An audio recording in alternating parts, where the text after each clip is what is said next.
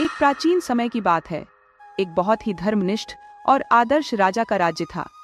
उसके साम्राज्य में ऊंचे ऊंचे पर्वत, गहरे वन, लहराते हुए बाग बगीचे और कल कल बहती नदियों के साथ ही सुंदर प्राणियों का वास था। राजा अपनी प्रजा की भलाई को सबसे ज्यादा महत्व देता था, जिससे उसका राज्य समृद्ध और खुशहाल था। किसी चीज की कमी नहीं थी। राजा का परिवार बहुत छोटा था, सिर्फ एक रानी और एक प्यारी राजकुमारी। राजा का कोई पुत्र नहीं था, इसलिए रानी, मंत्रीगण, सेनापति और राजगुरु ने राजा को सुझाव दिया कि वह दूसरा विवाह कर ले। परंतु राजा ने इस सुझाव को सिरे से नकार दिया, क्योंकि वह रानी से अत्यधिक प्रेम करता था और किसी भी हालत में दूसरा विवाह नहीं करना चाहता था। वर्षों का चक्र इसी प्रकार चलता रहा और समय बीत गया। राजा का जीवन अत्यधिक संतुष्टिपूर्ण था। उसकी राजकुमारी अब युवावस्था में प्रवेश कर चुकी थी। राजकुमारी अपनी माता की तरह ही दयालु, कोमल हृदय और अप्रतिम सौंदर्य की धनी थी। उसकी सुंदरता की चर्चाएं दूर दूर के राज्यों तक फैल चुकी थी।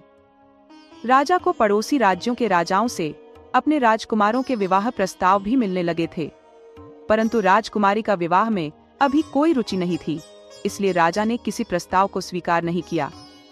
राजकुमारी का महल बेहद विशाल और भव्य था। उसके महल के पीछे एक अद्भुत हरा भरा उद्यान फैला हुआ था, जहां बहुत ही खूबसूरत पेड़ पौधे लगे हुए थे। इन पेड़ों पर मीठे और स्वादिष्ट फल लगते थे। राजकुमारी रोज सुबह अपनी सहेलियों के संग इस उद्यान में आती और सुबह की ताजगी का आनंद लेती थी। सूरज की किरणों के तेज होने से पहले ही वह महल में लौट आती थी। उद्यान में सैर करना राजकुमारी का सबसे पसंदीदा समय था।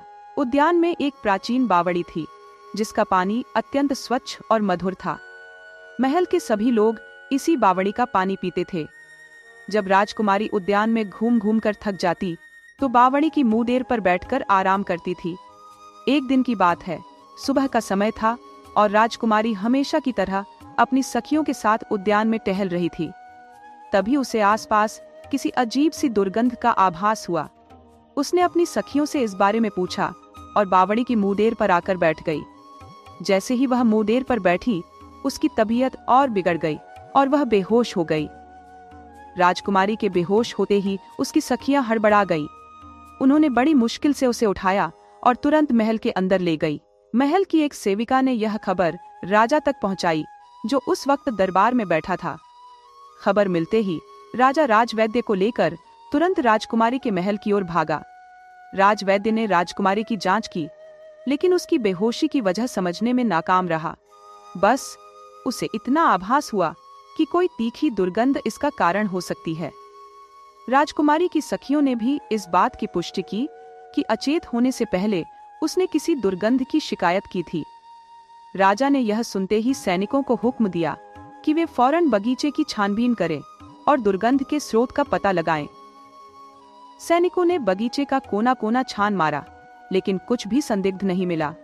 तभी एक सैनिक की नजर एक अधखाए बड़े चूहे पर पड़ी, जिससे हल्की दुर्गंध उठ रही थी। शायद रात में कोई बिल्ली या पक्षी उसे यहाँ छोड़ गया था। सैनिकों ने जाकर राजा को इसकी सूचना दी।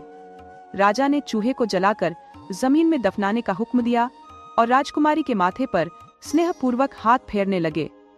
दोपहर हो चुकी थी, लेकिन राजकुमारी अब तक होश में नहीं आई थी। धीरे धीरे एक हफ्ता बीत गया। राजकुमारी अब भी अचेत थी। राजवैद्य उसे कई प्रकार की औषधियां दे रहे थे, लेकिन कोई असर नहीं हो रहा था। राजा, रानी और राज्य के सभी लोग बहुत चिंतित थे। वे दिन रात ईश्वर से राजकुमारी के जल्द स्वस्थ होने की प्रार्थना कर रहे थे। एक और सप्ताह इसी तरह बीत गया, लेकिन राजकुमारी अब भी होश में नहीं आई थी। इस दौरान राजवैद्य ने अपने राज्य और अन्य पड़ोसी राज्यों के वैद्यों से सलाह ली और कई नई औषधियां भी आजमाई, लेकिन सब बेकार साबित हुई। राजा और रानी अब लगातार 2 सप्ताह से राजकुमारी के पास बैठे थे। उनकी हालत यह थी कि वे राजकुमारी को ऐसे देखकर खुद को रोक नहीं पा रहे थे। वह बिना कुछ खाए पिए अचेत पड़ी थी और वैद्यों की हर कोशिश नाकाम हो रही थी।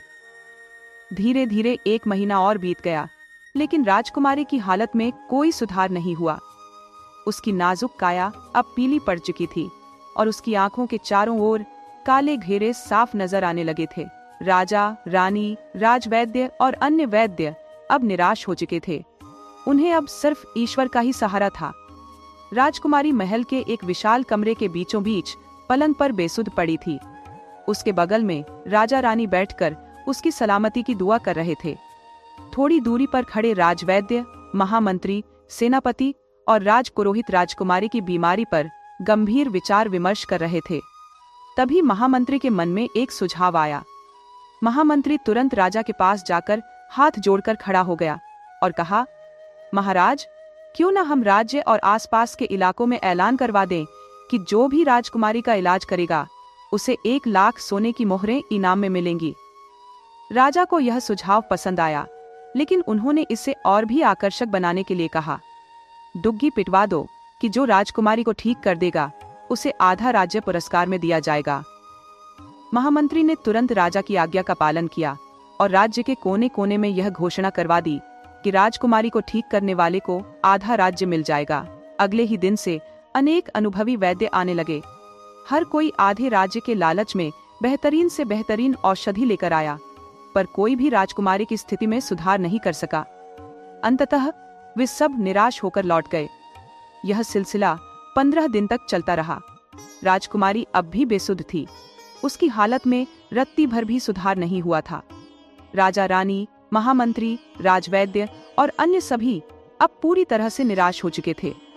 ऐसा लग रहा था कि राजकुमारी के ठीक होने की अब कोई उम्मीद बाकी नहीं है। एक दिन सुबह सुबह अचानक एक सेवक महल में दाखिल हुआ और राजा को सूचित किया कि एक अजनबी युवक आया है। उसका दावा है कि वह राजकुमारी को ठीक कर सकता है। यह सुनते ही राजा के मन में फिर से उम्मीद की किरण जागी। उन्होंने तुरंत सैनिकों को हुक्म दिया कि उस युवक को सम्मानपूर्वक महल में लाया जाए। सैनिक आदेश का पालन करते हुए उस युवक को भीतर ले आया। राजा ने जब युवक को देखा तो चकित रह गए। वह लगभग 20-22 साल का एक तेजस्वी, सुंदर और शालीन युवक था, मानो किसी राजकुमार की भांति। नव युवक के चेहरे पर एक अनोखी चमक और दृढ़ विश्वास था, जो किसी को भी उसकी ओर आकर्षित कर सकता था। राजा के साथ वहां खड़े अन्य लोग भी उसकी ओर मंत्रमुग्ध होकर देख रहे थे। युवक ने पहले राजा और रानी को आदरपूर्वक प्रणाम किया, फिर विनम्रता से पूरी घटना सुनने का आग्रह किया। राजा के बोलने से पहले ही राजकुमारी की एक सखी ने नवयुवक को उस सुबह की घटना विस्तार से बताई। कैसे राजकुमारी बगीचे में टहल रही थी, दुर्गंध महसूस हुई और फिर अचानक बेहोश हो गई। सारी बात को ध्यान से सुनने के बाद युवक ने कहा कि राजकुमारी को बगीचे में ले चलना होगा। राजा ने बिना सवाल किए सेविकाओं को आदेश दिया कि बगीचे में आरामदायक बिस्तर लगाया जाए और राजकुमारी को वहां ले जाया जाए। राजा की आज्ञा तुरंत मानी गई और जल्द ही बगीचे में सुंदर बिस्तर लगा दिया गया। 4 सेविकाओं ने मिलकर राजकुमारी को उठाकर वहां पहुंचा दिया। नवयुवक ने राजकुमारी का बिस्तर एक विशाल पेड़ के नीचे लगवाया था। वसंत का मौसम था। हल्की हल्की सुबह की धूप चारों ओर फैली हुई थी, जो मन को सुकून दे रही थी। राजकुमारी अब भी अचेत अवस्था में पेड़ के नीचे लेटी थी, जबकि राजा, रानी और राज्य के अन्य लोग उसके पास खड़े थे।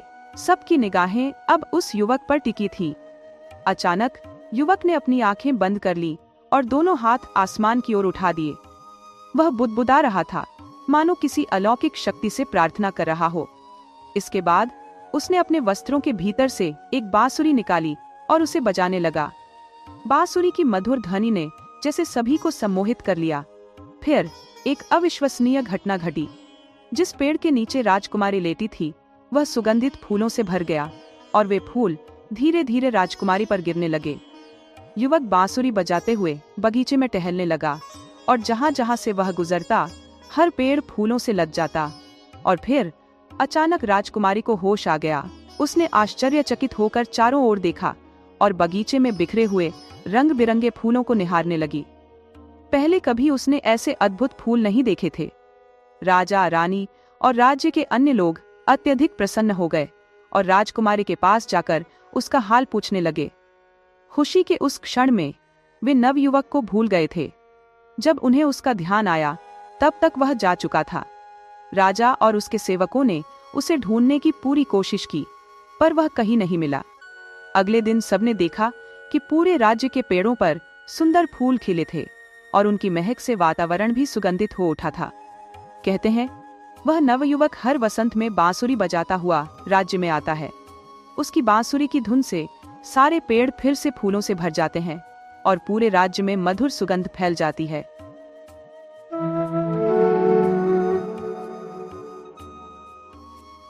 तामांग अरुणाचल प्रदेश की जानी मानी जनजाति अपातानी के मुखिया की एकमात्र पुत्री थी। उसकी गोरी त्वचा और चमकती आंखों के साथ सुनहरे बाल देखकर गांव वाले उसे सूरज देवता की संतान मानते थे। तामांग केवल गाना गाने और नृत्य करने में ही नहीं, बल्कि हथकरघे पर अद्वितीय कपड़े बुनने में भी निपुण थी। उसके पिता डोनीगर्ट का सपना था कि उसकी एकमात्र संतान का विवाह किसी प्रतिष्ठित देव पुरुष जैसे डिंगसिल, आचू आबियों या ट्यूबोल्योबा से हो, ताकि वह धन और सम्मान प्राप्त कर सके। उनकी जनजाति की परंपरा थी कि लड़के वाले लड़की के पिता को शादी के बदले धन देते थे।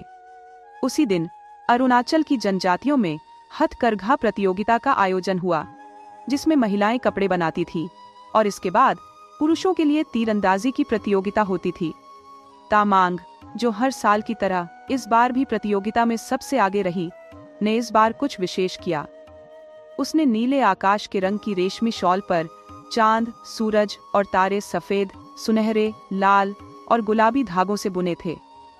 चारों ओर नक्षत्रों की झालर थी, जो शॉल को अद्वितीय बना रही थी। इसे देखकर किसी को यकीन नहीं हो रहा था कि यह शॉल बुनी हुई थी। ऐसा लगता था जैसे किसी कुशल चित्रकार ने तस्वीर बनाई हो। उधर आबूतानी नाम का एक युवा तीरंदाजी प्रतियोगिता में शामिल हुआ था। उसने उड़ते हुए नकली पक्षी और तितलियों पर निशाने ऐसे साधे कि और कोई प्रतियोगी उसके आसपास भी नहीं टिक पाया।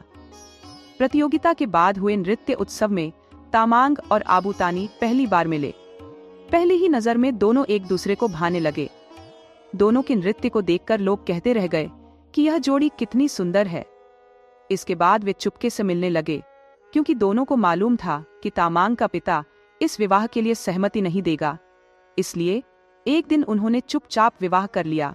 कुछ दिनों बाद तामांग के पिता ने उसे बताया कि 3 प्रतिष्ठित देव पुरुष उससे विवाह करना चाहते हैं।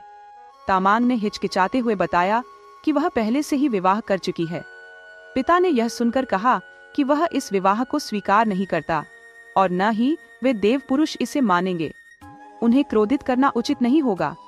समाधान एक ही है, क्या वह उपाय है? तामांग ने पूछा। पिता ने जवाब दिया कि एक प्रतियोगिता होगी और जो भी शर्तें पूरी करेगा वही तेरा पति होगा। तीनों देव पुरुषों और आबूतानी को बुलाया गया। पहली शर्त थी कि उन्हें जमीन पर इस प्रकार नृत्य करना या कूदना होगा कि जमीन से संगीत की ध्वनि उत्पन्न हो, मान दे। यह सुनकर तामांग और आबूतानी चिंतित हो गए, लेकिन आबूतानी की बहन ने उन्हें दिलासा दिया। उसने जहां आबूतानी को नृत्य करना था, वहां मिट्टी के नीचे पीतल की तश्तरियां छिपा दी।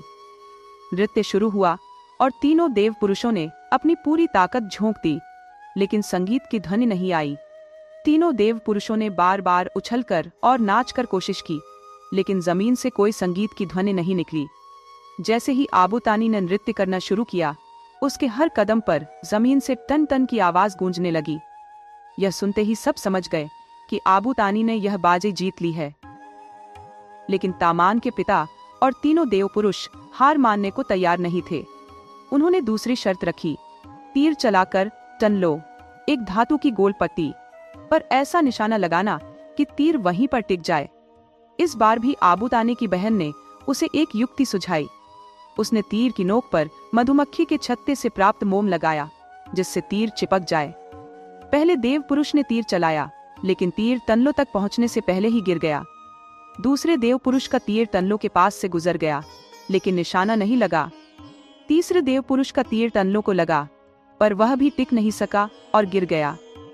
आखिर में आबूतानी ने अपना तीर चलाया और वह सीधे टनलों के बीचों बीच जा लगा और वहीं चिपक गया। इस प्रकार यह शर्त भी आबूतानी ने जीत ली। अब बारी थी आखिरी शर्त की। तामांग के पिता और तीनों देव पुरुषों ने कहा, अब आखिरी चुनौती होगी। अगर आबूतानी इसे जीत गया तो वही तामांग का पति होगा। इस बार चुनौती थी, कोयले के टुकड़े और मिट्टी के कुल्हड़े को सबसे दूर फेंकना। तामांग ने इस बार अपनी बुद्धि का इस्तेमाल किया। उसने आबूतानी के कुल्हड़े के अंदर शहद लगा दिया और अपनी पालतू मधुमक्खियों को कोयले के चूरे से साड़ दिया। तीनों देव पुरुषों ने बारी बारी से अपने कुल्हड़े और कोयले के टुकड़े फेंके। फिर आबूतानी की बारी आई। उसने अपना कुल्हड़ा पूरे जोर से फेंका, जो तीनों के कुल्हड़ों से कहीं अधिक दूर जाकर गिरा। इसके बाद उसने मधुमक्खियों को छोड़ दिया।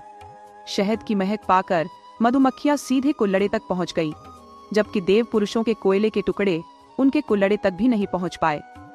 गांव वालों ने खुशी से आबूतानी की जय जयकार की। तामांग के पिता ने ऐलान किया, कल सुबह इसी स्थान पर तामांग का विवाह आबूतानी से संपन्न होगा। आप सभी आमंत्रित हैं। सुबह जब तामांग दुल्हन के जोड़े में मैदान में पहुंची तो उसे हैरानी हुई, क्योंकि वहां आबूतानी के 4 रूप खड़े थे। यह भी एक और चाल थी। तामांग के पिता ने कहा, पहचानो, कौन है तुम्हारा असली पति और उसे माला पहनाओ। तामांग ने थोड़ी देर के लिए अपनी आंखें बंद की, फिर बोली, मैं पहले सबसे हाथ मिलाऊंगी और तभी माला पहनाऊंगी। यह सुनकर तीनों देव पुरुष खुश हो गए, लेकिन तामांग ने देखा कि असली आबूतानी चुपचाप खड़ा था। पहले देव पुरुष से जब तामांग ने हाथ मिलाया तो उसने जोर से उसका हाथ दबाया और आंख मारी। तामांग ने गुस्से से अपना हाथ छुड़ा लिया। दूसरे देव पुरुष के पास पहुंचकर जब उसने हाथ मिलाने के लिए हाथ बढ़ाया तो वह इतने उत्साह में आ गया कि अपनी बाहें फैलाकर तामांग की ओर बढ़ने लगा। तामांग तुरंत पीछे हट गई। तीसरे देव पुरुष ने जल्दी से हाथ बढ़ाया और तामांग का हाथ पकड़कर जोर से हिलाने लगा। बड़ी मुश्किल से तामांग ने अपना हाथ छुड़ाया। अब वह चौथे यानी असली आबूतानी के पास पहुंची। उसने आबूतानी से हाथ मिलाया और उसके परिचित स्पर्श और उसकी आंखों में झलकते प्रेम को देखकर तामांग आश्वस्त हो गई। उसे यकीन हुआ कि यही असली आबूतानी है और उसने उसे माला पहनाई। तामांग के पिता और तीनों देव पुरुष शर्म से अपनी गर्दनें झुकाकर लोगों की फटकार सुनते रहे। गांव वालों ने खुशी खुशी फूल बरसाकर शादी की रस्म पूरी की। बहुत समय पहले भारत के पूर्वोत्तर में एक गांव था जिसका नाम मिस्मा था। उस गांव में ताराउन नाम का एक अनाथ मछुआरा रहता था। एक दिन जब वह मछलियां पकड़ने निकला तो उसकी जाल में मछली के बजाय एक नाग फंस गया। असल में वह नाग नागलोक का राजा था। अपने पिता को इस हालत में देखकर नाग कन्या डर गई और उसने एक सुंदर स्त्री का रूप धारण कर लिया। नाग कन्या ने ताराउन से कहा, अगर तुम मेरे पिताजी को छोड़ दोगे तो मैं तुमसे विवाह कर लूंगी। ताराउन यह सुनकर मान गया और उसने नाग को आजाद कर दिया। इसके बाद नाग कन्या ने ताराउन से विवाह कर लिया। गांव वालों को यह विवाह रास नहीं आया और उन्होंने इस बात की सूचना राजा को दे दी। राजा ने ताराउन को बुलाकर कहा, तुमने हमारी परंपराओं का उल्लंघन किया है, इसका दंड तुम्हें मिलेगा। कल सुबह तुम्हारे मुर्गे और मेरे मुर्गे के बीच लड़ाई होगी और जो हारेगा उसे गांव छोड़कर जाना होगा। यह सुनकर ताराउन डर गया। उसने घर आकर सारी बातें अपनी पत्नी नाग कन्या को बताई। नाग कन्या ने हंसते हुए कहा, इसमें डरने की कोई बात नहीं है, मैं नागलोक से एक ताकतवर मुर्गा ले आऊंगी। फिर वह नागलोक गई और कुछ देर बाद एक बलवान मुर्गा लेकर लौट आई। अगले दिन राजा और ताराउन के मुर्गों के बीच मुकाबला हुआ। नागलोक का मुर्गा ज्यादा ताकतवर था, इसलिए राजा का मुर्गा हार गया। लेकिन राजा हार मानने को तैयार नहीं था। उसने कहा, इससे निर्णय नहीं हो सकता, अब हमें अगली शर्त पर जाना चाहिए। जो भी नदी में टोकरी को उलटी दिशा में बहा देगा वही विजयी होगा। ताराउन के लिए नदी की धारा को उलटाना एक असंभव कार्य था। उसने यह बात नाग कन्या को बताई। नाग कन्या ने उसे दिलासा दिया और कहा, डरो मत, मेरे पिताजी तुम्हारी मदद करेंगे। फिर वह नागलोक जाकर अपने पिता के पास पहुंची और पूरी बात बताई। नागराज ने उसे एक खास टोकरी दी और कहा, इस टोकरी को नदी में डालते ही धारा उलटी दिशा में बहने लगेगी। ताराउन ने टोकरी को नदी में डुबो दिया और तुरंत नदी की धारा उलटकर राजा के महल तक पहुंच गई। यह देखकर ताराउन बेहद खुश हो गया। उसने राजा से कहा, राजन, मैं जीत गया हूँ, अब आपको शर्त के अनुसार गांव छोड़कर जाना होगा। लेकिन राजा हार मानने वाला नहीं था। उसने फिर से चुनौती दी और कहा, अब अंतिम निर्णय युद्ध से होगा। ताराउन दौड़ता हुआ अपनी पत्नी के पास पहुंचा और सारी बातें बताईं। राजा के पास विशाल सेना थी, जबकि ताराउन अकेला था। नाग कन्या ने उसकी चिंता सुनकर नागलोक से सोने का ढोल और बजाने की छड़ी ले आई, जिससे अब नए युद्ध की तैयारी हो सके। सुबह का समय था जब राजा अपने समस्त वीर सैनिकों को लेकर युद्ध भूमि में उपस्थित हुआ। दूसरी ओर ताराउन अपनी संपूर्ण तैयारी के साथ युद्ध का सामना करने के लिए तत्पर था। जैसे ही राजा और उसकी फौज युद्ध स्थल में पहुंचे, नागकन्या ने अपने वाद्य यंत्रों की ताल छेड़ दी। ढोल की गूंज इतनी प्रबल थी कि उसके स्वर सुनते ही पेड़, वन्य जीव और यहाँ तक कि हरियाली भी ताल पर थिरकने लगे। राजा और उसके जांबाज सैनिकों ने भी अपने अस्त्र शस्त्र एक ओर रख आनंदमय झूमने का निर्णय लिया। अंततः ताराउन और उसकी धर्मपत्नी नागकन्या ने विजयी होते हुए गांव के राजा और रानी का पद प्राप्त किया। आज भी अरुणाचल प्रदेश के वंशजों को गर्व से ताराउन जनजाति के नाम से जाना जाता है।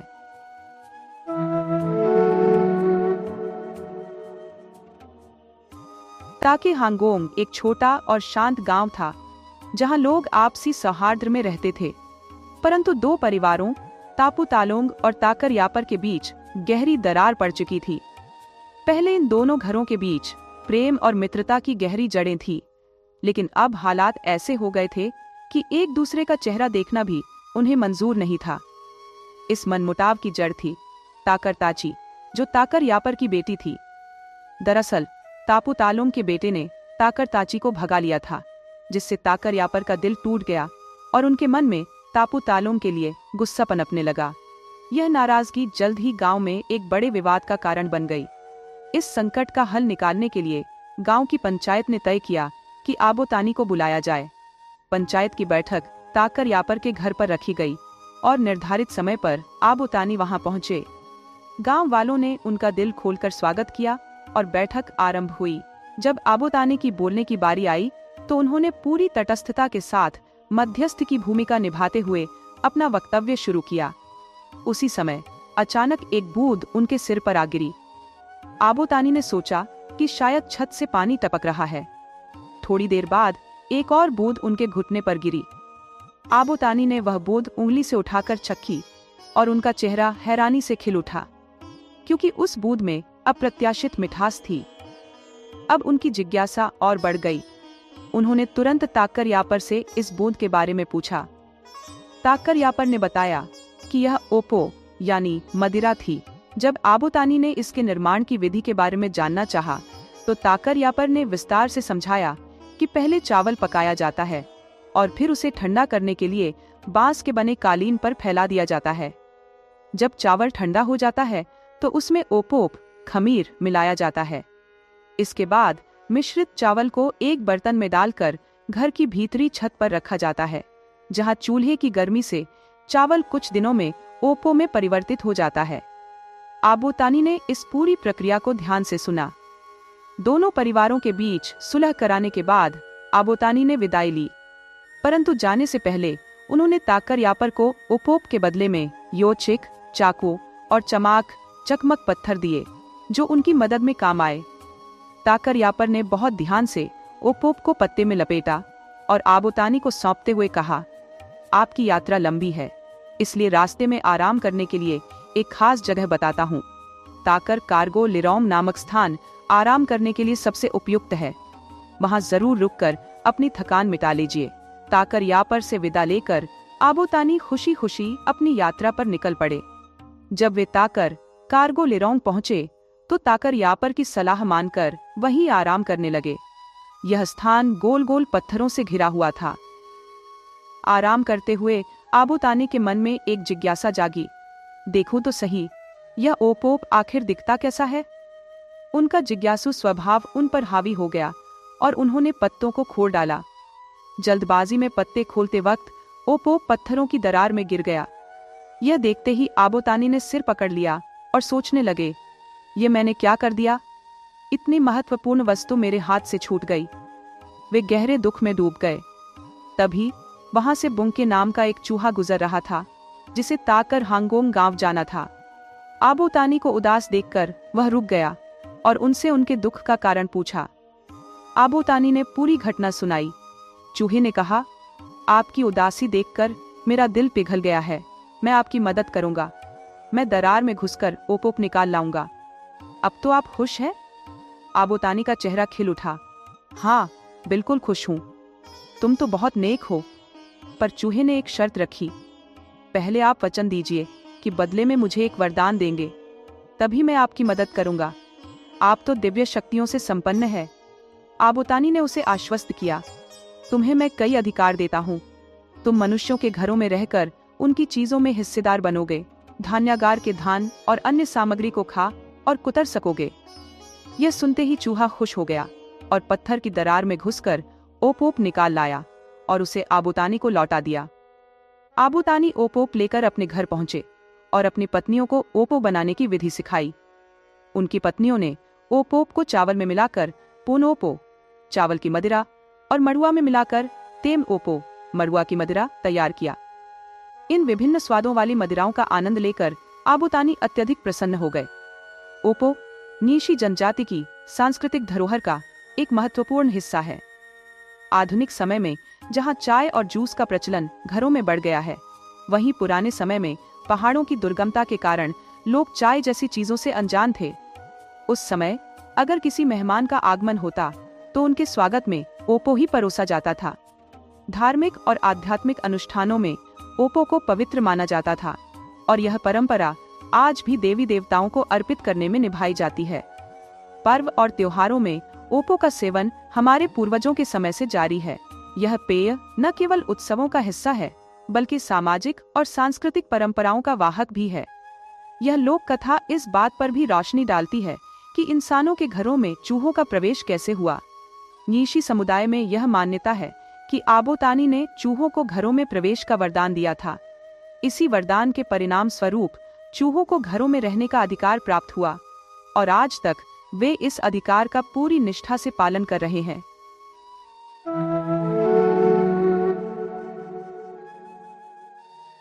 किसिन तामिंग आबोतानी की एक और पत्नी मजी यापम की बहन थी। उनके विवाह से पहले आबोतानी और मजी यापम के बीच कई प्रकार की अनबन चल रही थी। बात तब बिगड़ी जब आबोतानी अपने मिथुनों की सुरक्षा के लिए बाड़ा बना रहे थे।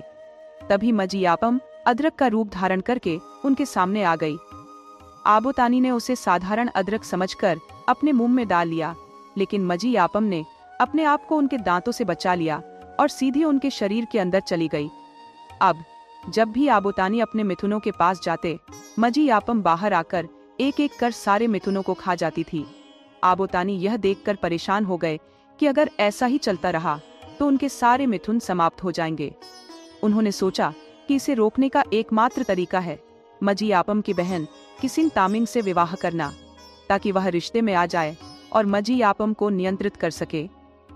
विवाह के बाद किसिन तामिंग की सेहत बिगड़ने लगी। उसकी हालत दिन ब दिन और भी खराब होती गई। आबोतानी ने उसे अच्छे से अच्छा भोजन दिया, लेकिन उसकी स्थिति में कोई सुधार नहीं हुआ। एक दिन किसिन तामिन ने आबोतानी से कहा, तुम्हारे दिए भोजन से मुझे कोई लाभ नहीं होगा। मेरे मायके से लाया गया भोजन ही मुझे ठीक कर सकता है।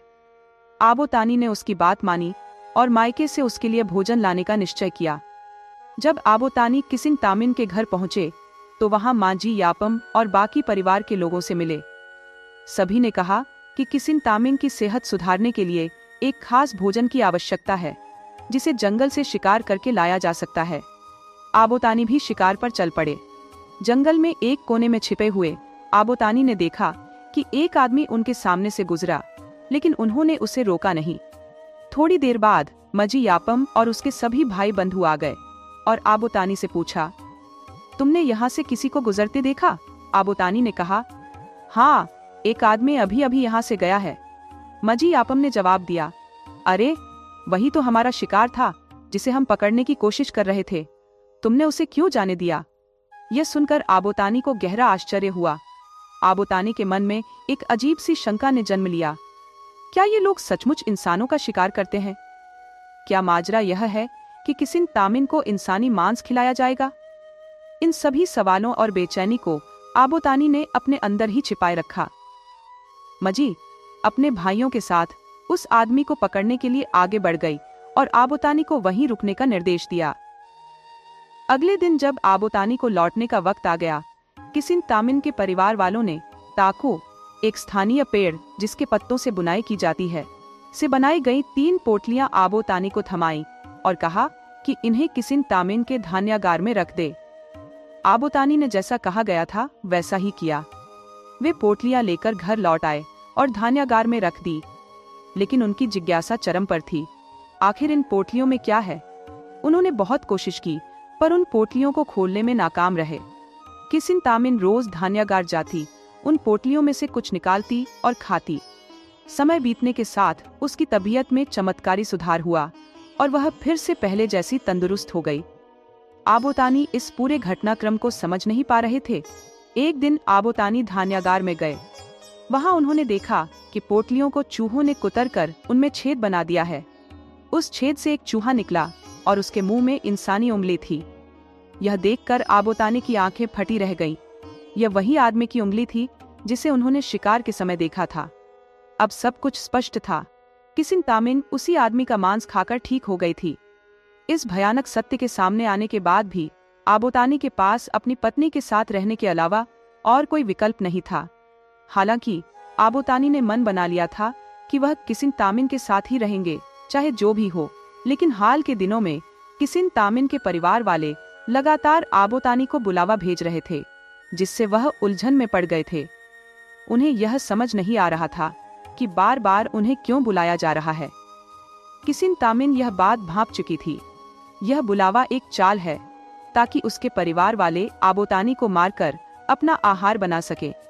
लेकिन आबोतानी ससुराल से आए न्योते को ठुकरा नहीं सकते थे और इस तरह उन्होंने वहां जाने का निर्णय किया। किसिन तामिन ने जाने से पहले आबोतानी को सलाह दी, मेरे भाई तुम्हें जंगल में काम करने ले जाएंगे। जब वे बड़े बड़े पेड़ों की शाखाएं इकट्ठा करेंगे और तुम्हारा नाम पुकारेंगे तो वे तुम्हें मारने की योजना बनाएंगे।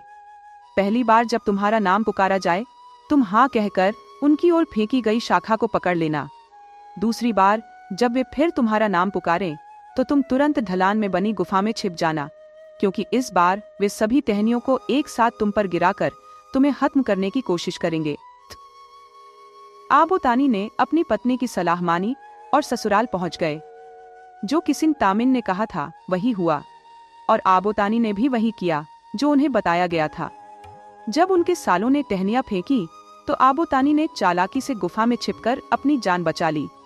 सभी ने सोचा कि अब आबोतानी मर चुके हैं और वे ढलान से नीचे उतरकर उनकी लाश ढूंढने लगे।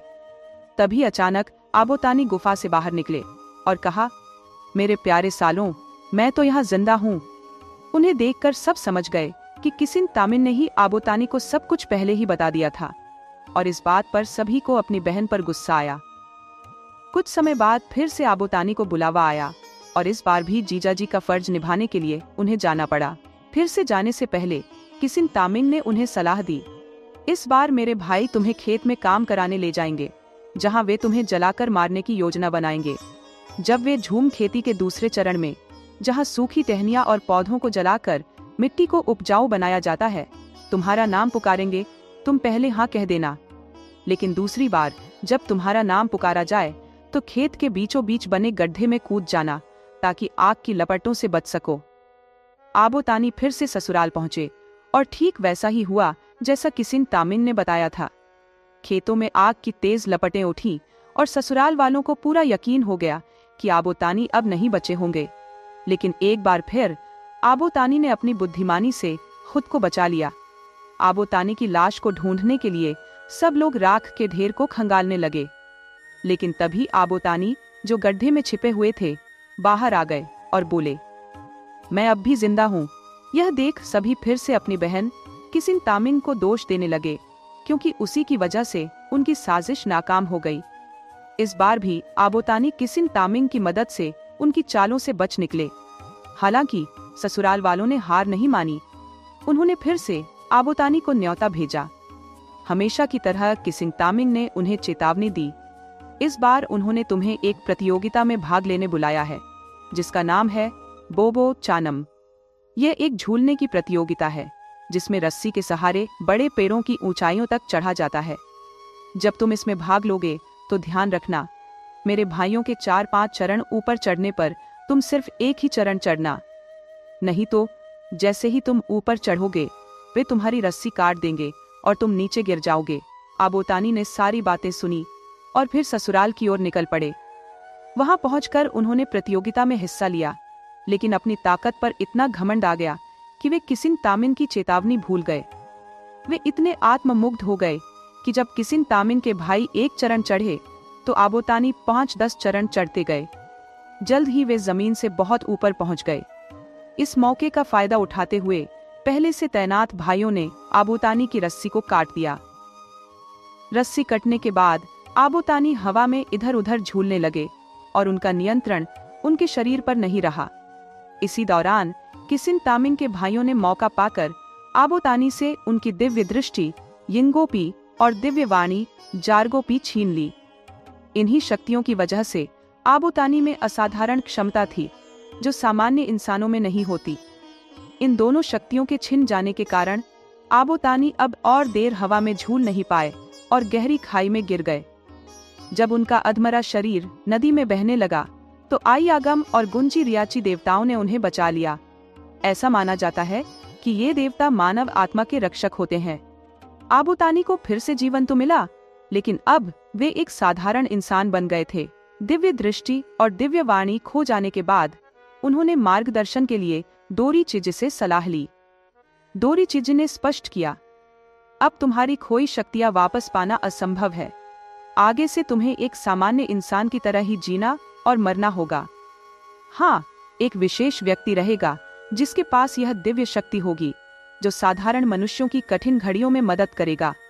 इस विशेष व्यक्ति की मददगार होंगी मुर्गी के अंडे और चूजों की अतड़ियां। उस दिन से तागिन समाज में मुर्गी के अंडों और चूजों की अतड़ियों से भविष्यवाणी करने की प्रथा शुरू हुई। इस प्रक्रिया को करने वाला व्यक्ति विशेष रूप से शक्तिशाली होता है, जिसे तागिन में जुबू और न्येक्योक कहा जाता है। हिंदी में इसका अर्थ धर्मगुरु होता है। इन दोनों में से न्यूबू का स्थान न्येक्योक से थोड़ा ऊंचा माना जाता है, क्योंकि वह अपनी दिव्य शक्ति से हर प्रकार के धार्मिक अनुष्ठान कराता है। भूत प्रेत से मुक्ति दिलाने, भविष्य की घटनाओं का पूर्वानुमान लगाने, बीमारियों को ठीक करने और सभी तरह के अनुष्ठानों को संपन्न कराने में इन धर्मगुरुओं की भूमिका अहम होती है।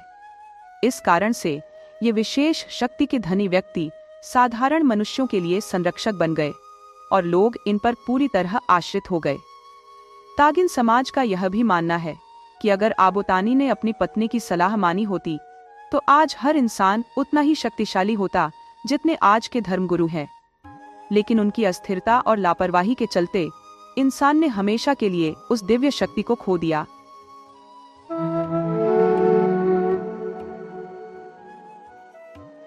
ऐसा कहा जाता है कि आबोतानी ने सभी जीव जंतुओं, कीड़े मकोड़ों, वनस्पतियों और देवी देवताओं से रिश्तों का ताना बाना बुना था। उनकी कई पत्नियों में से एक थी मजी यापम। मजी यापम जंगल की देवी मानी जाती थी और उस जंगल की हर संपत्ति पर उनका अटूट अधिकार था। जब भी आबोतानी वन्य जीवों का शिकार कर घर लौटते, मजी यापम को गहरा दुख होता और वे चुपचाप आंसुओं में डूब जाती थी। वन्य प्राणियों के साथ उनका संबंध खून का था, इसलिए जब भी आबोतानी शिकार करते, मजी यापम को वैसा ही दर्द महसूस होता। लेकिन आबोतानी को इस दुख का आभास कभी नहीं हुआ। उन्हें भ्रम था कि उनके शिकार कौशल से मजी यापम प्रसन्न होती होंगी, जबकि वास्तविकता इसके उलट थी। एक और सच्चाई भी थी जिससे आबोतानी अनजान थे। कभी कभी जंगली प्राणी उनके पालतू पशुओं पर भी हमला कर देते थे। मजी यापम इन क्षणों में खुशी से खिल उठती थी, क्योंकि तब उनके अस्तित्व को संतोष मिलता था। लेकिन जब आबोतानी अपने पालतू पशुओं को खोते तो वे गहरे शोक में डूब जाते थे। इस तरह दोनों के बीच एक अदृश्य संघर्ष चलता रहता। हालांकि आबोतानी अब भी इस चक्रव्यूह से अनभिज्ञ थे। ये कहानी यहीं समाप्त नहीं होती। आबोतानी के खेतों में प्रवेश करने पर माजी यापम की भूमिका और भी मुखर हो गई। जब आबोतानी फसल के लिए अनचाहे पौधों और पेड़ों को काटते तो अगली सुबह वे फिर से उगाते। इस चमत्कारी दृश्य को देख आबोतानी चकित रह जाते। वे हर बार इन्हें साफ करते, लेकिन हर सुबह वही पौधे फिर से अपनी जगह पर होते। एक दिन उन्होंने इस रहस्य का पता लगाने का निर्णय लिया। उस रात आबोतानी ने खेत में ही छिपकर मजी यापम की हरकतों पर नजर रखी। थोड़ी देर बाद मजी यापम आई और जो दृश्य उन्होंने देखा उससे आबोतानी के होश उड़ गए। मजी यापम उन कटे हुए पौधों को छूकर कहती, यह मेरा है, और वे तुरंत फिर से जीवित हो उठते। पूरा खेत देखते देखते फिर से जंगल में बदल जाता। गुस्से और अचरज के आवेग में आबोतानी अचानक झाड़ियों से निकलकर मजी यापम को पकड़ लेते हैं। मजी यापम ने खुद को मुक्त कराने की भरसक कोशिश की, परंतु आबोतानी ने उन्हें रोकने के लिए जंगल की मोटी रस्सियों का सहारा लिया। लेकिन जैसे ही मजी यापम कहती, यह मेरा है, वे रस्सियां भी अपने आप टूट जाती। इस प्रकार दोनों का मल्लयुद्ध पहाड़ों की ढलानों से लेकर समतल धरती तक फैल गया। इस संघर्ष ने पूरे 10 दिन ले लिए। अंततः आबोतानी को बन्नी गया नामक रस्सी मिली, जिसने मजी यापम को मजबूर किया यह कहने पर कि हाँ, यह तुम्हारा है। आखिरकार आबोतानी ने मजी यापम को बांधने में सफलता पाई। इस टकराव का नतीजा यह हुआ कि अब दोनों का एक साथ रहना असंभव हो गया। इसलिए यह निर्णय लिया गया कि अब दोनों अलग हो जाएंगे। उनकी औपचारिक विदाई के लिए दोरी चिजी को बुलाया गया। दोरी चिजी ने ऐलान किया कि आबोतानी और मजी यापम अब एक दूसरे से अलग हो जाएंगे और उनके क्षेत्रों का विभाजन कर दिया जाएगा। जंगल की घनी, वीरान और दुर्गम भूमि, जहां असामान्य बांस, बेंत, पेड़ पौधे और रस्सियों का साम्राज्य हो, वह सब मजी यापम के हिस्से में जाएगा। दूसरी ओर वे सामान्य और उपयोगी पेड़ पौधे जो मानव जीवन के लिए आवश्यक हों, आबोतानी के हिस्से में आएंगे। इस तरह आबोतानी और माजी यापम का स्थायी रूप से अलगाव हो गया। आबोतानी ने इंसानी बस्तियां बसाईं, जबकि माजी यापम ऊंचे पहाड़ों और घने जंगलों में निवास करने लगी। तब से आज तक दोनों के बीच एक स्पष्ट विभाजन रेखा बनी हुई है। आबोतानी और उनके वंशज यानी हम मनुष्य कभी भी माजी यापम के क्षेत्र में घुसपैठ नहीं करते। हम उनके जंगलों को बिना उनकी अनुमति के काटने की जुर्रत नहीं करते। जब भी किसी विशाल वृक्ष को काटने की जरूरत होती है या फसलों के लिए जंगल साफ करना होता है, तो हम पहले एक अनुष्ठान करते हैं। धर्मगुरु की सहायता से मजी यापम से इजाजत मांगते हैं और पशु बलि देकर उनसे सौदा तय करते हैं, ताकि वे हमारे कार्य में कोई विघ्न न डालें। यदि कोई मजी यापम की संपत्ति पर बिना अनुमति हाथ डालता है तो उसे कठोर सजा मिलती है। तागिन जनजाति में यह मान्यता पनपी कि जंगलों की भी एक रक्षक होती है, जिसके साथ छेड़छाड़ करना अत्यंत घातक साबित हो सकता है। कई बार देखा गया है कि किसी असामान्य पेड़, बांस, लकड़ी या रस्सी को काटने के तुरंत बाद व्यक्ति की मृत्यु हो जाती है, या वह किसी भयंकर बीमारी से ग्रस्त हो जाता है, जिसका इलाज कभी हो पाता है तो कभी नहीं। इसी तरह जंगलों में आवश्यकता से अधिक शिकार करना भी बुरा माना जाता है, क्योंकि लोगों का मानना है कि इससे मजी यापम नाराज हो सकती है और दंड दे सकती है।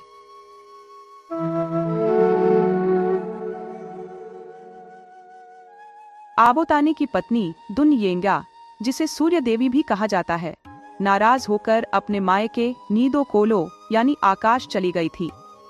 आबोतानी भी स्वाभिमानी थे। उन्होंने सोचा, यदि वह जा रही है तो उसे जाने दो, मैं उसे मनाने के लिए पीछे पीछे नहीं जाऊंगा। कुछ दिनों में अपने आप लौट आएगी।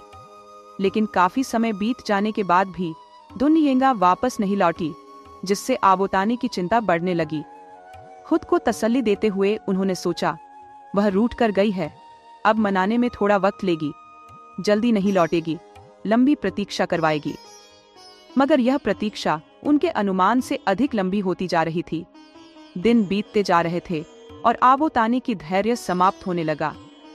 विरह की वेदना उन्हें बेचैन करने लगी।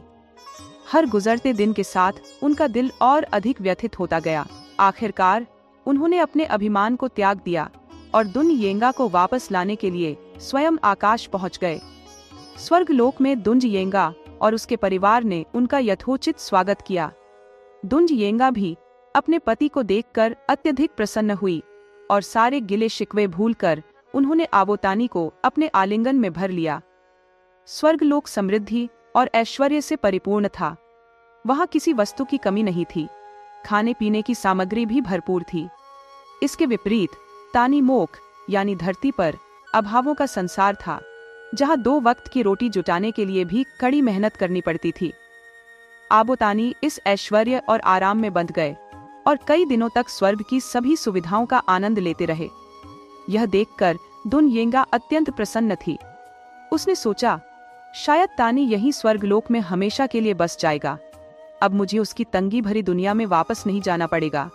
परंतु आबो तानी का चंचल मन एक जगह कहाँ ठहर सकता था। जल्द ही उन्हें स्वर्ग का वैभव उबाऊ लगने लगा और धरती की याद सताने लगी। एक दिन उन्होंने दुन येना से अपनी इच्छा व्यक्त की, मुझे धरती की बहुत याद आ रही है, मैं लौटना चाहता हूँ, तुम भी मेरे साथ चलो। आबो तानी की इस अचानक घोषणा से दुन येना अचंभित रह गई। उसने कहा, आप हमेशा मेरी सोच के विपरीत ही चलते हैं। यदि आप धरती पर लौटना चाहते हैं तो मैं आपको नहीं रोकूंगी, लेकिन मैं यहाँ अपने मायके में कुछ और दिन रहना चाहती हूँ। आबो तानी ने जवाब दिया, ठीक है, फिर मैं किसी और समय तुम्हें लेने आऊंगा। दुन येना ने आबो तानी की धरती पर लौटने की सभी तैयारियां कर दी थी। ससुराल वालों ने उन्हें कई उपहार दिए और दुन येना ने भी एक विशेष उपहार ऊदो चोंगा देते हुए आबो तानी को विदा किया। जिज्ञासा के चलते आबो तानी ने पूछा, इसके भीतर क्या है? पर दुन येना ने कोई उत्तर नहीं दिया। इसके बजाय उसने सख्त हिदायत दी कि जब तक तुम धरती पर न पहुंचो इसे खोलकर मत देखना। आबो तानी ने सहमति में सिर हिलाया और अपनी पत्नी को अंतिम बार प्रेम भरी नजरों से देखा। फिर उन्होंने यात्रा शुरू की। स्वर्ग से धरती की ओर उनकी यात्रा नीचे की ओर थी, लगातार उतरते चले जा रहे थे। जब थकान ने घेरा तो आबो तानी ने सीढ़ी पर थोड़ा आराम किया। तभी अचानक कुछ अजीबोगरीब आवाजें सुनाई दी। उत्सुकता में आबो तानी ने इधर उधर देखा, ऊपर नीचे निगाह दौड़ाई, मगर कुछ नजर नहीं आया। कभी चहचहाहट की मीठी तान गूंजती तो कभी कोई भयंकर दहाड़ या चिंगार सुनाई देती। आबो तानी ने मन में सोचा, शायद यह मेरा भ्रम है। जब आसपास कुछ दिख ही नहीं रहा तो आवाजें कहां से आ सकती हैं? लेकिन जैसे जैसे वो सीढ़ियों से नीचे उतरते गए, ये आवाजें और तेज होती गईं। कभी मधुर ध्वनियां उन्हें आनंदित करती तो कभी गर्जना और चिंगार से वे डर जाते। यात्रा की शांति इन आवाजों से टूटती जा रही थी। थोड़ी देर बाद फिर से जब थकान महसूस हुई तो आबो तानी ने सीढ़ी पर बैठने का फैसला किया। इस बार उन्होंने दृढ़ निश्चय कर लिया कि इन आवाजों का स्रोत खोजकर ही रहेंगे। ध्यान से सुनने पर उन्होंने पाया कि ये आवाजें चोंगे से आ रही थी। आबो तानी का दिल यह जानने के लिए मचल उठा कि इस चोंगे के भीतर क्या है। फिर उन्हें दुन येना की चेतावनी याद आई, उसे खोलने का सख्त मना किया गया था। उन्होंने खुद पर काबू किया और वायदा किया कि इसे केवल धरती पर पहुंचने के बाद ही खोलेंगे। मगर यात्रा के दौरान उनका सारा ध्यान अब चोंगे पर ही टिका रहा। वे लगातार सोचते रहे, आखिर इसमें क्या है? क्या कोई व्यक्ति इसमें बंद है जो ये विविध ध्वनियां निकाल रहा है, या कुछ और रहस्य छुपा है? उनका हाथ बार बार अनायास ही चोंगे पर पहुंच जाता। आबो तानी चोंगे से ध्यान हटाने के लिए कभी गुनगुनाते, कभी अपने आप से बातें करने लगते, मगर हर कोशिश नाकाम रही। जब तमाम कोशिशों के बाद भी वह ध्यान नहीं हटा पाए तो फिर सीढ़ी पर बैठ गए। मन में अपनी पत्नी से माफी मांगते हुए सोचा, मैं उसकी बात नहीं मान सका। कांपते हाथों से उन्होंने चोंगे के सिरे में ठुस से पत्तों को हटाना शुरू किया। जैसे ही पत्ते हटाए, चोंगे के भीतर से रंग बिरंगे पक्षी एक झटके में उड़कर बाहर निकल आए। शेर, भालू, हिरण जैसे जानवर भी तेजी से भाग खड़े हुए। इस तरह के अजीबोगरीब जीवों को देखकर आबो तानी एक पल के लिए दंग रह गए। वह समझ ही नहीं पाए कि आखिर क्या करे। कुछ देर वह इसी असमंजस में इन जानवरों को देखते रहे। तभी चोंगे के भीतर से एक सोग यानी मिथुन, भैंस जैसा पहाड़ी जानवर, ने अपना सिर बाहर निकाला। मिथुन ने भी बाहर आने की कोशिश की, लेकिन वह अटक गया। उसका आधा शरीर चोंगे के बाहर था और आधा भीतर फंसा हुआ था। आबो तानी को तभी होश आया। उन्होंने मिथुन को हाथ से धकेलकर वापस अंदर कर दिया और जल्दी से चोंगे का मुंह फिर से पत्तों से ढक दिया। इसके बाद आबो तानी ने अपनी यात्रा फिर से शुरू की और अंत में धरती पर पहुंच गए। नीशी जनजाति में यह मान्यता प्रचलित है कि जो जानवर और पक्षी चोंगे से बाहर निकलकर स्वतंत्र हो गए, वे जंगलों में रहने लगे और इस वजह से उन्हें जंगली कहा जाने लगा। वहीं जो जानवर बाहर नहीं निकल पाए और जिन्हें आबो तानी धरती पर अपने घर ले आए, वे इंसानों के घरों के आसपास रहने लगे और इसीलिए वे पालतू कहलाए। मिथुन, चूंकि आधा बाहर और आधा अंदर रह गया था, न तो उसे पूरी तरह जंगली माना गया, न पालतू। मिथुन दोनों के बीच का प्राणी है। लोग उसे पालते हैं, मगर घरों में नहीं, जंगलों में।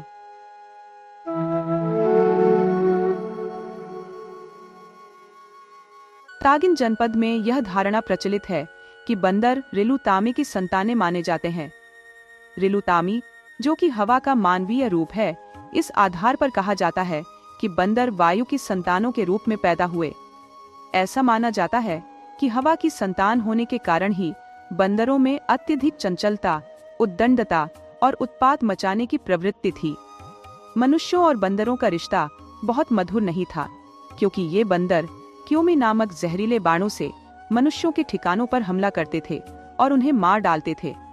उनकी इस उत्पाती हरकत से इंसानों का जीवन त्रस्त हो गया था।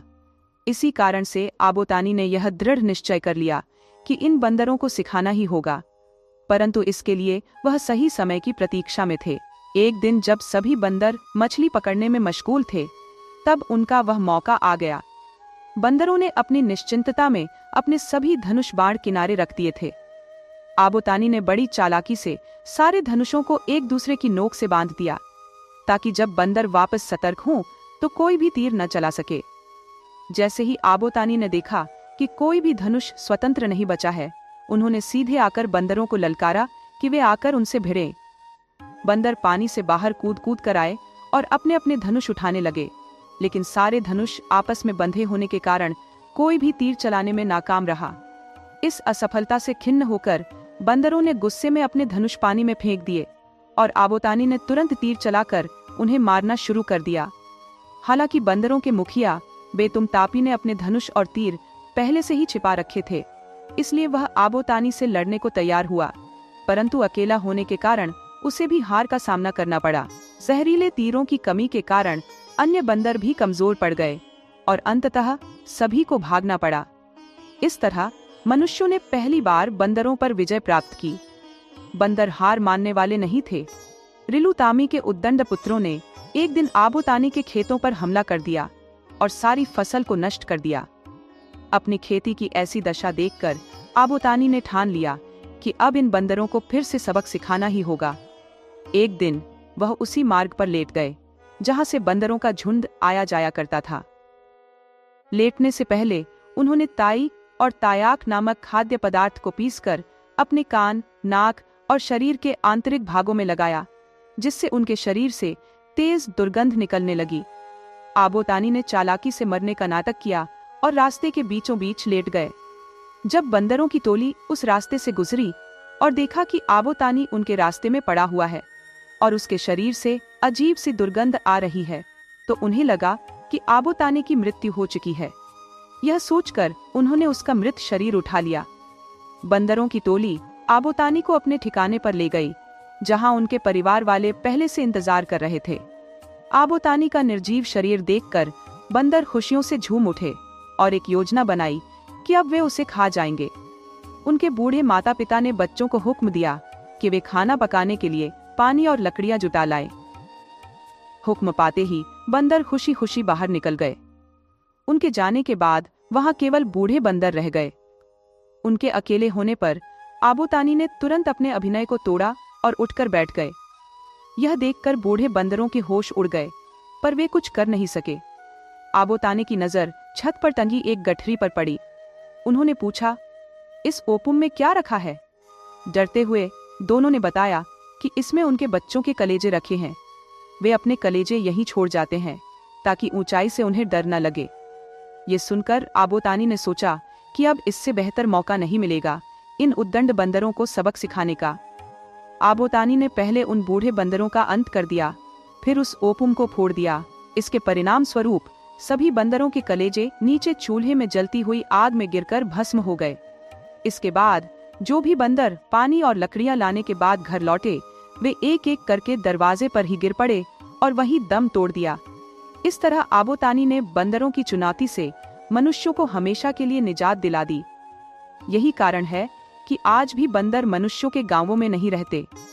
वे अब केवल घने जंगलों और ऊंचे ऊंचे पेड़ों पर ही अपना डेरा जमाते हैं। ऊंचाई से उन्हें आज भी कोई डर नहीं लगता, क्योंकि आबोतानी ने उनके कलेजे को सदा के लिए नष्ट कर दिया था।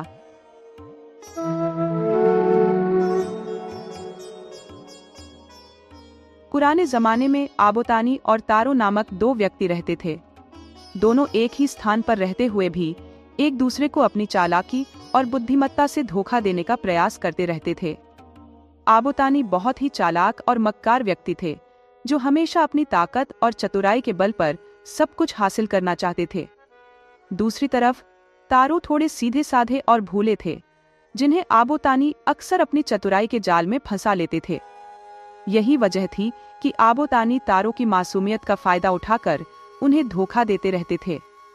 आज के समय में इन्हें नानी और नारो के नाम से भी जाना जाता है। तारो के पास एक विशाल सुअर था।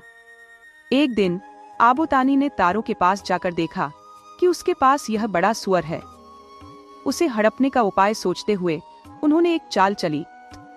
एक दिन जब तारो अपने खेत में काम कर रहे थे, आबोतानी ने खेत के नीचे से एक अजीबोगरीब आवाज निकालनी शुरू की। नानी, रीमी, रीमी, नारो, रोमो, रोमो। इस आवाज को बार बार सुनकर तारो घबरा गए, क्योंकि उन्होंने पहले कभी ऐसी आवाज नहीं सुनी थी। परेशान होकर तारो आबोतानी के पास पहुंचे और अपनी चिंता व्यक्त की। आबोतानी ने अपनी चालाकी का इस्तेमाल करते हुए कहा, लगता है तुम्हारे परिवार पर कोई बड़ी विपत्ति आने वाली है।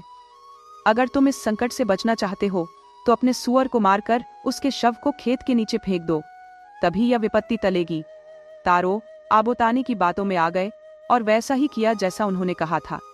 इसके बाद आबोतानी ने फिर से उसी आवाज में पुकारा, जिससे तारो को यकीन हो गया कि अब खतरा टल चुका है। लेकिन असल में आबोतानी ने सुअर को खुद उठा लिया और अपने घर ले जाकर अपने परिवार के साथ मिलकर उसका मांस खा लिया। उनके परिवार के सभी लोग अच्छे से खा पी कर तंदुरुस्त हो गए। वहीं दूसरी ओर तारो को इस बात का बिल्कुल भी अंदाजा नहीं था कि आबोतानी ने उसे धोखा दिया है। खुशी खुशी वह आबोतानी के पास जाकर बोला, अब वह अजीब सी आवाज आना बंद हो गई है। तारो 2-3 दिन के बाद आबोतानी के घर आया और यह देखा कि उनका पूरा परिवार देखने में स्वस्थ है। इसलिए उसने आबोतानी से कहा, यह तुमने क्या खिला दिया कि तुम्हारा परिवार इतना स्वस्थ हो गया? आबोतानी ने कहा, मैं क्या बताऊं, यह करने के लिए बहुत ही कठिन है, लेकिन तुम अपने परिवार को स्वस्थ बनाना चाहते हो तो बताए देता हूँ कि पहले तुम पानी को खूब उबालना, फिर अपने परिवार को इकट्ठा कर एक नाली में बांध कर रखना और उनके ऊपर उस उबले हुए पानी को डाल देना। इसके बाद उसे 5 दिन तक वैसे ही रहने देना, फिर ये सब स्वस्थ हो जाएंगे। तारो ने आबोतानी की बातों पर फिर विश्वास कर लिया और उसने घर जाकर वैसा ही किया जैसा आबोतानी ने करने को कहा था।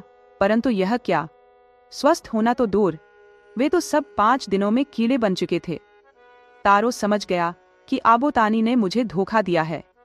उसे इतना गुस्सा आया कि वह आबोतानी से हर हालत में बदला लेने का उपाय सोचने लगा। एक दिन तारो एक दोफा, जहां सुअर को खाना देते हैं, बना रहा था, तो आबोतानी उसके पास आ पहुंचे और पूछने लगे, यह क्या बनाया है? तारो ने उदास स्वर में कहा, मैं तो बस सुअरों के लिए घर बना रहा हूँ। फिर कहा, तुम यहाँ लेट कर देखो कि मेरे सुअर तापों के लिए यह ठीक रहेगा या नहीं। आबोतानी तारो की बातों में आकर उसमें लेट गए। उनके लेटते ही तारो ने तुरंत उस दोफा को बंद कर दिया और चारों तरफ से कीलें ठोंक दी। इसके बाद उसने उस दोफा को नदी के बीच में फेंक दिया। आबोतानी अपने को बचाने के लिए चिल्लाते रहे, लेकिन किसी ने उनकी पुकार नहीं सुनी। अंत में एक चिड़िया को उनकी आवाज सुनाई दी और उसने उन्हें एक मधुमक्खी के रूप में बाहर निकाल दिया।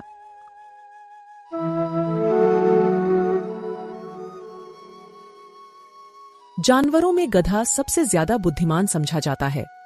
हम जब किसी आदमी को पहले दर्जे का बेवकूफ कहना चाहते हैं तो उसे गधा कहते हैं। गधा सचमुच बेवकूफ है या उसके सीधेपन, उसकी निरापद सहिष्णुता ने उसे यह पदवी दे दी है, इसका निश्चय नहीं किया जा सकता। गायें सींग मारती हैं, ब्याही हुई गाय तो अनायास ही सिंहनी का रूप धारण कर लेती है। कुत्ता भी बहुत गरीब जानवर है, लेकिन कभी कभी उसे भी क्रोध आ ही जाता है, किंतु गधे को कभी क्रोध करते नहीं सुना न देखा। जितना चाहो गरीब को मारो, चाहे जैसी खराब सड़ी हुई घास सामने डाल दो, उसके चेहरे पर कभी असंतोष की छाया भी नहीं दिखाई देगी। वैशाख में चाहे एकाध बार कुलेल कर लेता है, पर हमने तो उसे कभी खुश होते नहीं देखा। उसके चेहरे पर स्थायी विषाद स्थायी रूप से छाया रहता है। सुख दुख हानि लाभ किसी भी दशा में उसे बदलते नहीं देखा। ऋषियों मुनियों के जितने गुण हैं वे सभी उसमें पराकाष्ठा को पहुंच गए हैं, पर आदमी उसे बेवकूफ कहता है। सद्गुणों का इतना अनादर, कदाचित सीधापन संसार के लिए उपयुक्त नहीं है। देखिए ना, भारतवासियों की अफ्रीका में क्या दुर्दशा हो रही है। क्यों अमेरिका में उन्हें घुसने नहीं दिया जाता? बेचारे शराब नहीं पीते, 4 पैसे कुसमे के लिए बचाकर रखते हैं, जी तोड़कर काम करते हैं, किसी से लड़ाई झगड़ा नहीं करते, 4 बातें सुनकर गम खा जाते हैं, फिर भी बदनाम हैं। कहा जाता है वे जीवन के आदर्श को नीचा करते हैं। अगर वे ईंट का जवाब पत्थर से देना सीख जाते तो शायद सभ्य कहलाने लगते। जापान की मिसाल सामने है। एक ही विजय ने उसे संसार की सभ्य जातियों में गण्य बना दिया। लेकिन गधे का एक छोटा भाई और भी है जो उससे कम ही गधा है, और वह है बैल। जिस अर्थ में हम गधा का प्रयोग करते हैं, कुछ उसी से मिलते जुलते अर्थ में बछिया के ताऊ का भी प्रयोग करते हैं। कुछ लोग बैल को शायद बेवकूफी में सर्वश्रेष्ठ कहेंगे, मगर हमारा विचार ऐसा नहीं है। बैल कभी कभी मारता भी है, कभी कभी अड़ियल बैल भी देखने में आता है, और भी कई रीतियों से अपना असंतोष प्रकट कर देता है। अतएव उसका स्थान गधे से नीचा है। झूरी के पास 2 बैल थे, हीरा और मोती। देखने में सुंदर, काम में चौकस, डील में ऊंचे। बहुत दिनों साथ रहते रहते दोनों में भाईचारा हो गया था। दोनों आमने सामने या आसपास बैठे हुए एक दूसरे से मूक भाषा में विचार विनिमय किया करते थे। एक दूसरे के मन की बात को कैसे समझा जाता है हम कह नहीं सकते। अवश्य ही उनमें कोई ऐसी गुप्त शक्ति थी जिससे जीवों में श्रेष्ठता का दावा करने वाला मनुष्य वंचित है। दोनों एक दूसरे को छांट कर सूंघ कर अपना प्रेम प्रकट करते। कभी कभी दोनों सींग भी मिला लिया करते थे। विग्रह के नाते से नहीं, केवल विनोद के भाव से, आत्मीयता के भाव से, जैसे दोनों में घनिष्ठता होते ही धौल धप्पा होने लगता है। इसके बिना दोस्ती कुछ फुसफसी, कुछ हल्की सी रहती है, फिर ज्यादा विश्वास नहीं किया जा सकता। जिस वक्त ये दोनों बैल हल या गाड़ी में जोत दिए जाते और गर्दन हिला हिलाकर चलते, उस समय हर एक की चेष्टा होती कि ज्यादा से ज्यादा बोझ मेरी ही गर्दन पर रहे। दिन भर के बाद दोपहर या संध्या को दोनों खुलते तो एक दूसरे को चाट छूट कर अपनी थकान मिटा लिया करते। नांद में खली भूसा पड़ जाने के बाद दोनों साथ उठते, साथ नांद में मुंह डालते और साथ ही बैठते थे। एक मुंह हटा लेता तो दूसरा भी हटा लेता था। संयोग की बात, झूरी ने एक बार गोई को ससुराल भेज दिया। बैलों को क्या मालूम वे कहाँ भेजे जा रहे हैं। समझे, मालिक ने हमें बेच दिया। अपना यूं बेचा जाना उन्हें अच्छा लगा या बुरा, कौन जाने, पर झूरी के साले गया को घर तक गोई ले जाने में दांतों पसीना आ गया।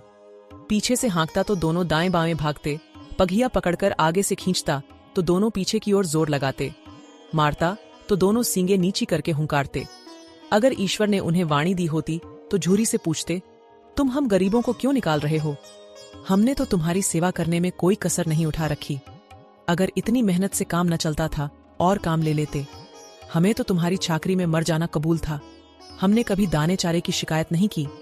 तुमने जो कुछ खिलाया वह सिर झुकाकर खा लिया, फिर तुमने हमें इस जालिम के हाथ क्यों बेच दिया? संध्या समय दोनों बैल अपने नए स्थान पर पहुंचे। दिन भर के भूखे थे, लेकिन जब नांद में लगाए गए तो एक ने भी उसमें मुंह नहीं डाला। दिल भारी हो रहा था।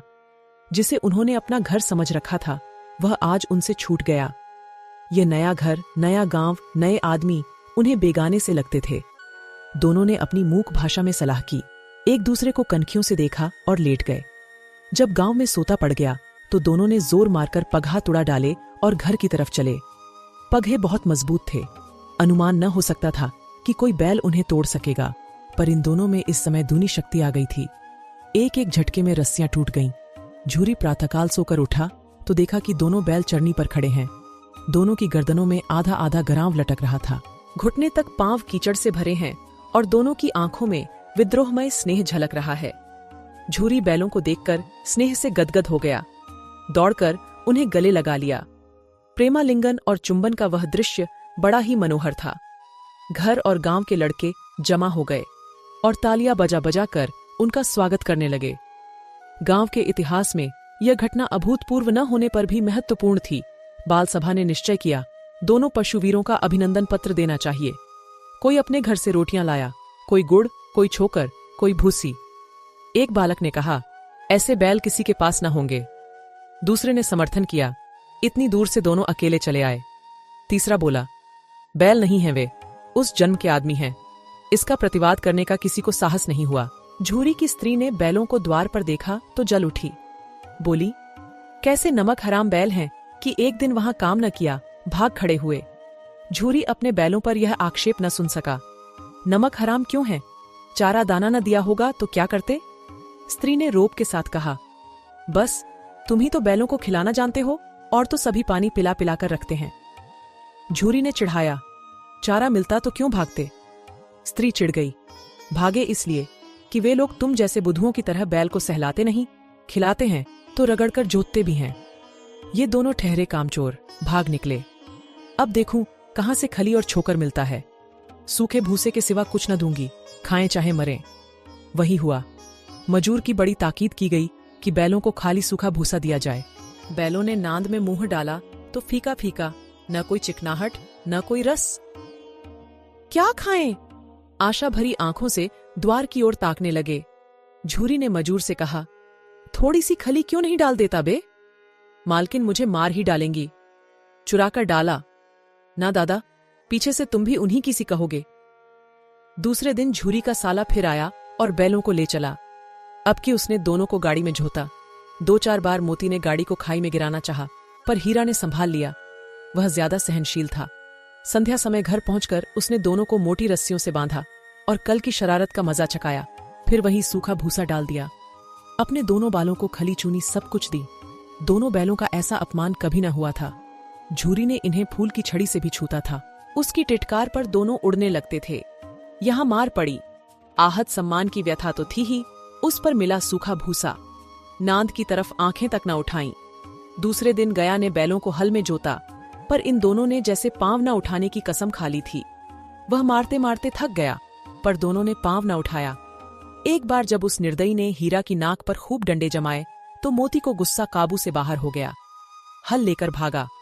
हल, रस्सी, जुआ, जोत सब टूट टाट कर बराबर हो गया। गले में बड़ी बड़ी रस्सियां न होती तो दोनों पकड़ाई में न आते। हीरा ने मूक भाषा में कहा, भागना व्यर्थ है। मोती ने उत्तर दिया, तुम्हारी तो इसने जान ही ले ली थी, अब की बड़ी मार पड़ेगी। पड़ने दो, बैल का जन्म लिया है तो मार से कहां तक बचेंगे। गया 2 आदमियों के साथ दौड़ा आ रहा है, दोनों के हाथों में लाठियां हैं। मोती बोला, कहो तो दिखा दूं, मजा मैं भी, लाठी लेकर आ रहा है। हीरा ने समझाया, नहीं भाई, खड़े हो जाओ, मुझे मारेगा तो मैं 1-2 को गिरा दूंगा। नहीं, हमारी जाति का यह धर्म नहीं है। मोती दिल में ऐंठ कर रह गया। गया आ पहुंचा और दोनों को पकड़कर ले चला। कुशल हुई कि उसने इस वक्त मारपीट न की, नहीं तो मोती पलट पड़ता। उसके तेवर देख गया और उसके सहायक समझ गए कि इस वक्त टाल जाना ही भलमनसाहत है। आज दोनों के सामने फिर वही सूखा भूसा लाया गया। दोनों चुपचाप खड़े रहे। घर में लोग भोजन करने लगे। उस वक्त छोटी सी लड़की 2 रोटियां लिए निकली और दोनों के मुंह में देकर चली गई।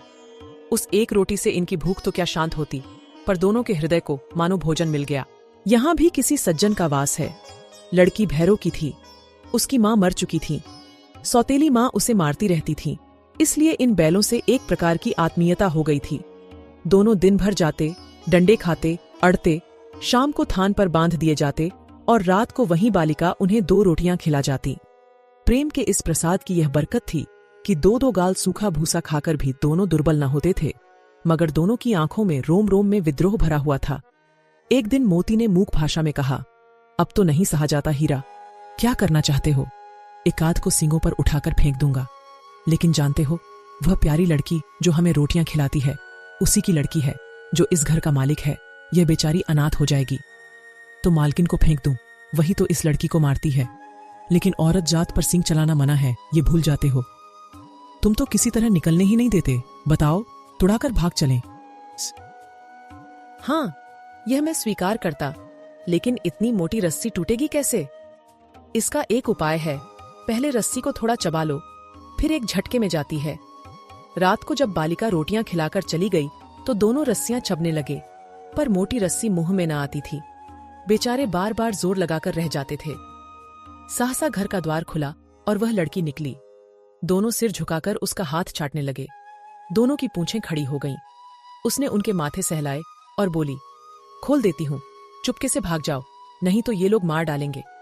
आज घर में सलाह हो रही है कि इनकी नाकों में नाथ डाल दी जाए। उसने गरांव खोल दिया, पर दोनों चुप खड़े रहे। मोती ने अपनी भाषा में पूछा, अब चलते क्यों नहीं? हीरा ने कहा, चलें तो, लेकिन कल इस अनाथ पर आफत आएगी, सब इसी पर संदेह करेंगे। सहसा बालिका चिल्लाई, दोनों फूफा वाले बैल भागे जा रहे हैं, ओ दादा दादा। दोनों बैल भागे जा रहे हैं, ओ दादा दादा। दोनों बैल भागे जा रहे हैं, जल्दी दौड़ो। गया हड़बड़ाकर भीतर से निकला और बैलों को पकड़ने चला। वे दोनों भागे। गया ने पीछा किया और भी तेज हुए। गया ने शोर मचाया। फिर गांव के कुछ आदमियों को भी साथ लेने के लिए लौटा। दोनों मित्रों को भागने का मौका मिल गया। सीधे दौड़ते चले गए। यहां तक कि मार्ग का ज्ञान रहा। जिस परिचित मार्ग से आए थे उसका यहां पता न था। नए नए गांव मिलने लगे। तब दोनों एक खेत के किनारे खड़े होकर सोचने लगे, अब क्या करना चाहिए। हीरा ने कहा, मुझे मालूम होता है, राह भूल गए। तुम भी बेतहाशा भागे, वहीं उसे मार गिराना था। उसे मार गिराते तो दुनिया क्या कहती। वह अपने धर्म छोड़ दे, लेकिन हम अपना धर्म क्यों छोड़ें। दोनों भूख से व्याकुल हो रहे थे। खेत में मटर खड़ी थी, चरने लगे। रह रहकर आहट लेते रहे थे, कोई आता तो नहीं है। जब पेट भर गया, दोनों ने आजादी का अनुभव किया तो मस्त होकर उछलने कूदने लगे। पहले दोनों ने डकार ली, फिर सींग मिलाए और एक दूसरे को ठेकने लगे। मोती ने हीरा को कई कदम पीछे हटा दिया, यहां तक कि वह खाई में गिर गया। तब उसे भी क्रोध आ गया। संभल कर उठा और मोती से भिड़ गया। मोती ने देखा कि खेल में झगड़ा हुआ चाहता है तो किनारे हट गया। अरे ये क्या, कोई सांड डोंकता चला आ रहा है। हाँ, सांड ही है। वह सामने आ पहुंचा। दोनों मित्र बगलें झांक रहे थे। सांड पूरा हाथी था। उससे भिड़ना जान से हाथ धोना है, लेकिन न भिड़ने पर भी जान बचती नजर नहीं आती। इन्हीं की तरफ आ भी रहा है। कितनी भयंकर सूरत है। मोती ने मूक भाषा में कहा, बुरे फंसे, जान बचेगी, कोई उपाय सोचो। हीरा ने चिंतित स्वर में कहा, अपने घमंड में फूला हुआ है, आरजू विनती न सुनेगा। भाग क्यों न चले, भागना कायरता है। तो फिर यहीं मरो, बंदा तो 9 2 11 होता है। और जो दौड़ाए, तो फिर कोई उपाय सोचो जल्द। उपाय यह है कि उस पर दोनों जने एक साथ चोट करें। मैं आगे से रगेदता हूं, तुम पीछे से रगे दो। दोहरी मार पड़ेगी तो भाग खड़ा होगा। मेरी ओर झपटे, तुम बगल से उसके पेट में सींग घुसेड़ देना। जान जोखिम है, पर दूसरा उपाय नहीं है। दोनों मित्र जान हथेली पर लेकर लपके। सांड को भी संगठित शत्रुओं से लड़ने का तजुर्बा न था। वह तो एक शत्रु से मल्लयुद्ध करने का आदी था। ज्यों ही हीरा पर झपटा, मोती ने पीछे से दौड़ाया। सांड उसकी तरफ मुड़ा तो हीरा ने रगेदा। सांड चाहता था कि एक एक करके दोनों को गिरा ले, पर ये दोनों भी उस्ताद थे। उसे वह अवसर न देते थे। एक बार सांड झल्लाकर हीरा का अंत कर देने के लिए चला कि मोती ने बगल से आकर उसके पेट में सींग भोंक दिया। सांड क्रोध में आकर पीछे फिरा तो हीरा ने दूसरे पहलू में सींगे छुपा दिया। आखिर बेचारा जख्मी होकर भागा और दोनों मित्रों ने दूर तक उसका पीछा किया, यहां तक कि सांड बेदम होकर गिर पड़ा। तब दोनों ने उसे छोड़ दिया। दोनों मित्र जीत के नशे में झूमते चले जाते थे। मोती ने सांकेतिक भाषा में कहा, मेरा जी चाहता था कि बच्चा को मार ही डालूं। हीरा ने तिरस्कार किया, गिरे हुए बैरी पर सींग न चलाना चाहिए। ये सब ढोंग है, बैरी को ऐसा मारना चाहिए कि फिर ना उठे। अब घर कैसे पहुंचोगे वह सोचो, पहले कुछ खा लें तो सोचें। सामने मटर का खेत था ही, मोती उसमें घुस गया। हीरा मना करता रहा, पर उसने एक न सुनी। अभी 2 ही 4 ग्रास खाए थे कि आदमी लाठियां लिए दौड़ पड़े और दोनों मित्र को घेर लिया। हीरा तो मेड़ पर था, निकल गया। मोती सींचे हुए खेत में था। उसके खुर कीचड़ में ढंसने लगे, न भाग सका। पकड़ लिया। हीरा ने देखा संगी संकट में है तो लौट पड़ा। फंसेंगे तो दोनों फंसेंगे। रखवालों ने उसे भी पकड़ लिया। प्रातःकाल दोनों मित्र कांजी हाउस में बंद कर दिए गए। दोनों मित्रों को जीवन में पहली बार ऐसा साबिका पड़ा था कि सारा दिन बीत गया और खाने को एक दिन का भी न मिला। समझ में न आता था यह कैसा स्वामी है। इससे तो गया फिर भी अच्छा था। यहाँ कई भैंसें थीं, कई बकरियां, कई घोड़े, कई गधे, पर किसी के सामने चारा न था।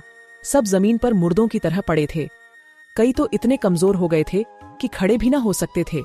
सारा दिन मित्र फाटक की ओर टकटकी लगाए रहते, पर कोई चारा न लेकर आता दिखाई दिया। तब दोनों ने दीवार की नमकीन मिट्टी छाटनी शुरू की, पर इससे क्या तृप्ति होती। रात को भी जब कुछ भोजन न मिला तो हीरा के दिल में विद्रोह की ज्वाला दहक उठी। मोती से बोला, अब नहीं रहा जाता मोती। मोती ने सिर लटकाए हुए जवाब दिया, मुझे तो मालूम होता है कि प्राण निकल रहे हैं। आओ दीवार तोड़ डालें, मुझसे तो अब कुछ नहीं होगा। बस इसी बूथ पर अकड़ते थे, सारी अकड़ निकल गई। बाड़े की दीवार कच्ची थी, हीरा मजबूत तो था ही। अपने नुकीले सींग दीवार में गड़ा दिए और जोर मारा तो मिट्टी का एक चिप्पड़ निकल आया। फिर तो उसका साहस बढ़ा। उसने दौड़ दौड़कर दीवार पर चोटें की और हर चोट में थोड़ी थोड़ी मिट्टी गिराने लगा। उसी समय कांजी हौस का चौकीदार लालटेन लेकर जानवरों की हाजिरी लेने आ निकला। हीरा का उद्दंडपन देखकर उसे कई डंडे रसीद किए और मोटी सी रस्सी से बांध दिया। मोती ने पड़े पड़े कहा, आखिर मार खाई, क्या मिला? अपने बूते भर जोर तो मार दिया। ऐसा जोर मारना किस काम का कि और बंधन में पड़ गए। जोर तो मारता ही जाऊंगा, चाहे कितने ही बंधन पड़ते जाएं। जान से हाथ धोना पड़ेगा, कुछ परवाह नहीं, यूं भी तो मरना ही है। सोचो, दीवार खुद जाती तो कितनी जानें बच जाती। इतने भाई यहां बंद हैं, किसी की देह में जान नहीं है। 2-4 दिन यही हाल रहा तो मर जाएंगे। हाँ, यह बात तो है। अच्छा तो ला, फिर मैं भी जोर लगाता हूं। मोती ने भी दीवार में सींग मारा। थोड़ी सी मिट्टी गिरी और फिर हिम्मत बढ़ी। फिर तो वह दीवार में सींग लगाकर इस तरह जोर करने लगा मानो किसी प्रतिद्वंदी से लड़ रहा है। आखिर कोई 2 घंटे की जोर आजमाई के बाद दीवार ऊपर से लगभग 1 हाथ गिर गई।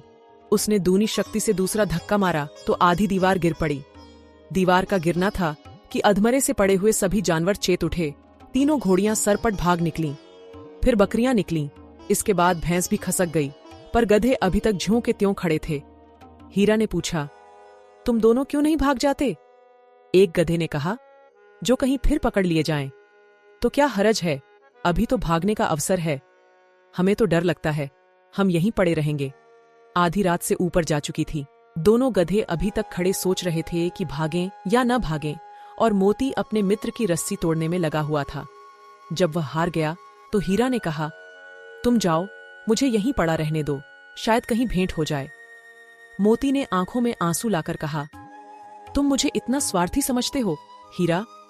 हम और तुम इतने दिनों एक साथ रहे हैं, आज तुम विपत्ति में पड़ गए हो तो मैं तुम्हें छोड़कर अलग हो जाऊं? हीरा ने कहा, बहुत मार पड़ेगी, लोग समझ जाएंगे, ये तुम्हारी शरारत है। मोती